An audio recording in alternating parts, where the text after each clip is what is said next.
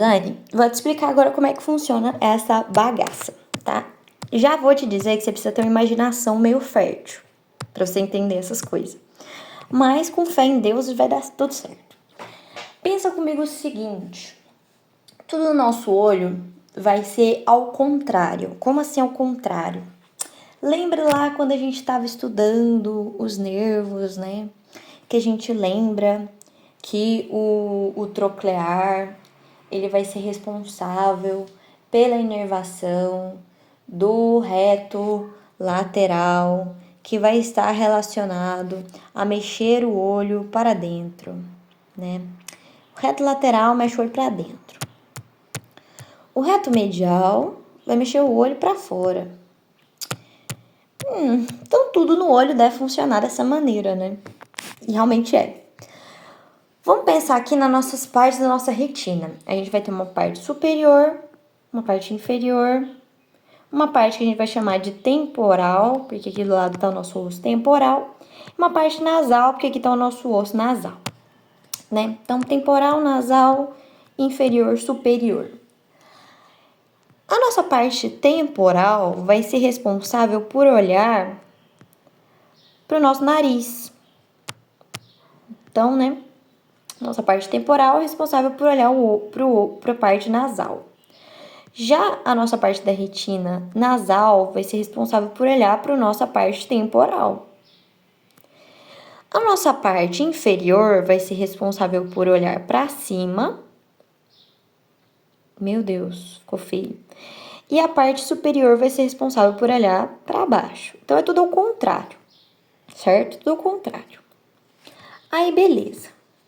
Vamos pensar aqui agora na anatomia, né, dos nossos olhos, lindos, maravilhosos. A gente tem aqui um olhinho e um olhinho. A gente vai ter só fibras, dois tipos de fibras, né, saindo do nosso olho. As fibras nasais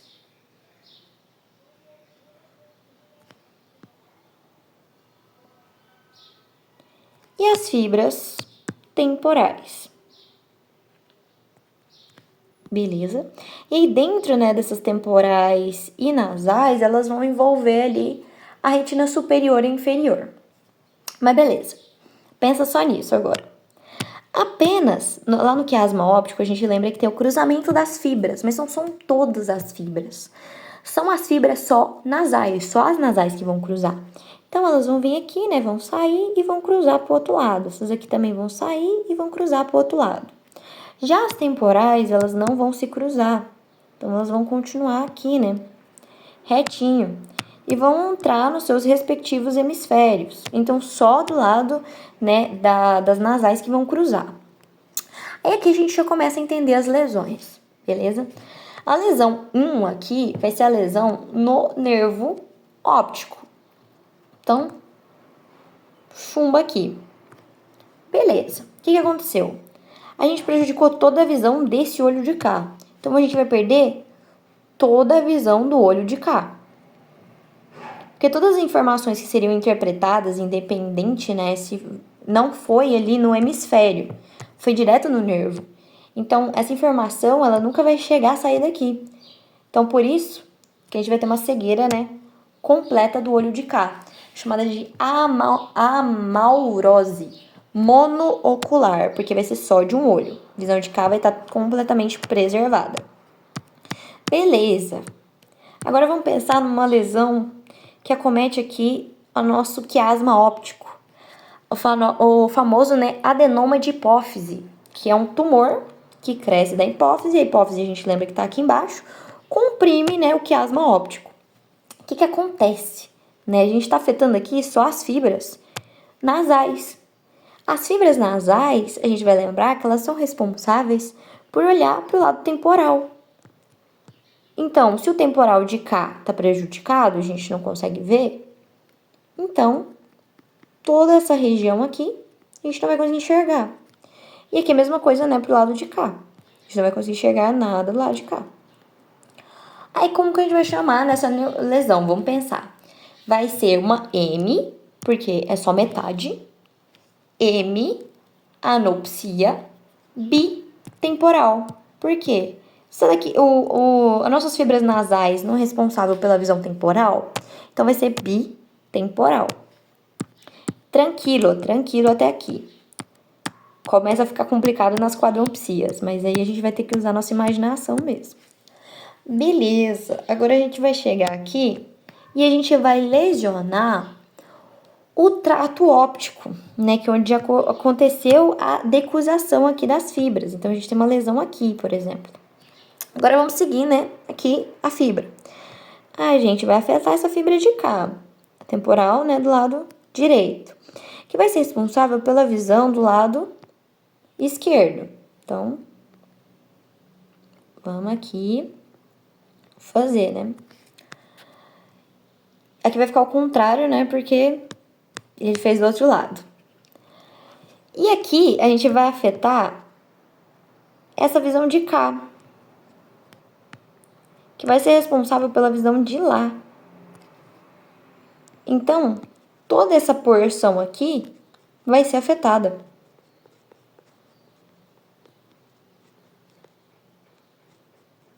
Então, a gente tem o quê? A gente tem uma anopsia, porém homônima, porque eles estão olhando para o mesmo lado, só que contralateral. Por que contralateral? Vamos supor que a gente fez aqui uma lesão do lado no nosso nervo, né, do nosso trato direito. E a gente vai perder a visão do lado esquerdo. Então, vai ser contralateral. Deixa eu apagar aqui tudo. Beleza. Tá. Agora, vamos ver uma lesão aqui, nessa porçãozinha aqui, né? Aí, aqui, agora, a gente precisa ter um pouco de imaginação, tá? Porque aqui começa as quadrompsias. Mas eu vou explicar os 6 aqui primeiro, né? Vamos pensar aqui primeiro o nosso cérebrozinho, né? A gente tem aqui o lobo... Não vai ficar perfeito, né? Mas usa a imaginação aí também. Que vai ser mais ou menos isso aqui, né? Que vai ser o nosso cérebrozinho. Aí a gente vai dividir aqui agora, né? Beleza. Esse aqui vai ser o frontal, esse aqui vai ser o parietal, esse aqui vai ser o occipital e esse aqui vai ser o temporal. E a gente vai pensar aqui, né, qual que vai vir primeiro. Como assim, Giovana, qual que vai vir primeiro? Primeiro vai ser o frontal. Mas depois, pensando assim, né? O temporal, o parietal e o occipital por último. Não, beleza, então. Então, esse aqui vai ser o temporal, esse aqui vai ser o parietal, esse aqui vai ser o occipital. Ok. O que vai acontecer? Conforme esse trato ele vai entrando, né, para dentro do nosso hemisfério, ele vai começar a emitir radículas, que é como se fossem mini nervinhos. E por algum motivo que eu não sei explicar, pergunta para JC, o nosso lobo temporal, ele vai ser responsável pela visão da nossa retina inferior. Já do nosso lobo parietal vai estar relacionado com a visão da nossa retina superior, tá? E vocês lembram que eu falei, conforme essas fibras aqui elas vão, né, se organizando, as superiores e as inferiores estão dentro das parietais e das temporais, não, das temporais e das nasais? Então, aí aqui a gente precisa usar a nossa imagination. Como assim, Giovana? O que acontece, né? Vamos ter uma lesão aqui no nosso lobo temporal. Então, beleza. Tá aqui nosso lobo temporal. Temporal aqui, parietal aqui, occipital aqui. Ah, então beleza. A gente lesionou aqui nosso temporal. O temporal, ele é responsável pelo quê? Pela retina inferior. Então, vamos seguir aqui, né? Ó, beleza. Chegou aqui nessa fibra temporal. Só que a temporal aqui, o lobo temporal é responsável pela retina inferior. Então, a gente pensa só nessa porçãozinha aqui. Por quê? Esse lado aqui, né, temporal, ele é responsável aqui por toda a visão de cá. Certo? Então, o que acontece? Retina inferior do lado de cá vai ser responsável por ver a visão, né, por ter a visão dessa porção aqui, ó.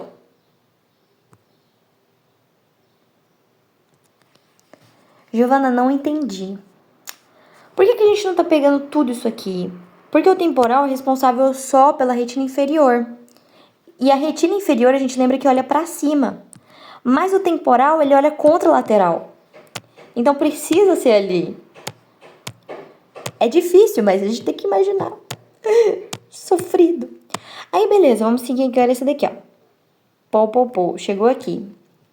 Aqui a gente lembra que é inferior também.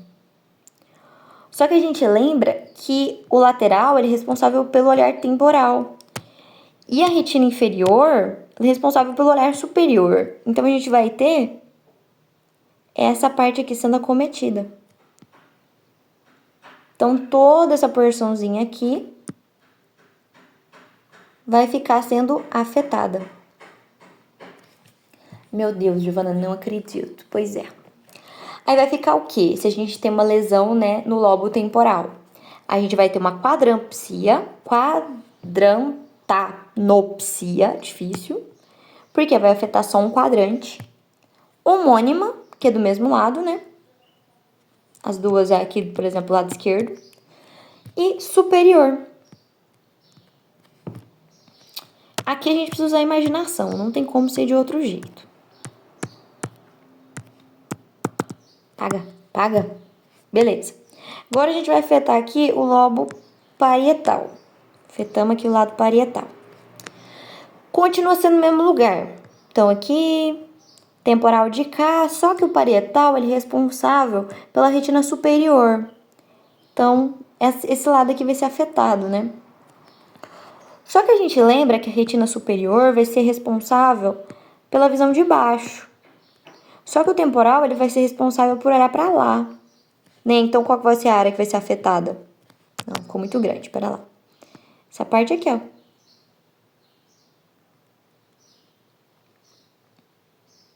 A Giovana, e desse lado de cá? Vamos seguir aqui, ó.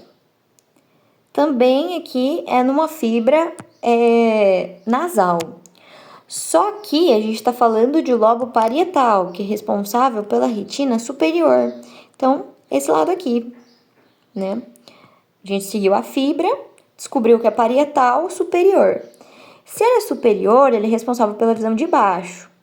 Se ele é nasal, ele é responsável pela visão temporal. Então, vai ficar aqui.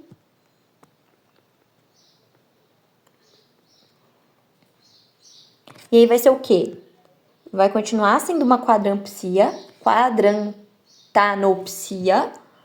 Vai continuar sendo homônima, porque continua sendo do lado esquerdo, mas essa vai ser inferior. Sacaste? Ah, e o lobo occipital, Giovana? O lobo occipital vai ser exatamente igual aqui a quando acontece uma lesão na própria fibra. Por quê? Vamos aqui lembrar, né, o que acontece com a lesão da própria fibra. Vamos fazer de novo. Ah, apaga tudo. Tô sem paciência. A gente vai ter aqui, né? Temporal, que não cruza. Temporal, que não cruza. Nasal, que cruza. Nasal, que cruza. E aí, beleza, a gente vai ter uma lesão lá no occipital. É como se fosse uma lesão aqui na própria fibra. Pensa assim. O que acontece, né, quando ela tem uma lesão aqui na própria fibra? A gente segue aqui. Ah, afetou a temporal de cá, que é responsável pela visão nasal. Ah, vamos seguir aqui esse lado aqui também. Afetou a nasal de cá, que é responsável pela visão de lá. Então, beleza. Mas o que acontece no occipital? A gente tem a preservação da mácula. O que é a mácula? É o disco óptico, a cabeça do nervo. Por quê? Por algum motivo, a mácula, ela tem um processo de representação cortical muito grande. Ou seja, ela emite muitas radículas para outras regiões, né, como é que fala? Piriri, alguém ligou para mim? De outras regiões, né, da parte aqui do córtex. Então, essa parte aqui ela vai ser preservada. Não me pergunte por que isso acontece, não sei te falar, mas acontece. Ela tem uma ampla representação cortical, então as áreas dessa mácula aqui, elas vão estar em outras regiões que não vão ser afetadas. E assim a gente termina a nossa explicação. Espero que vocês tenham compreendido. Se não compreendeu, eu explico de novo de outro jeito.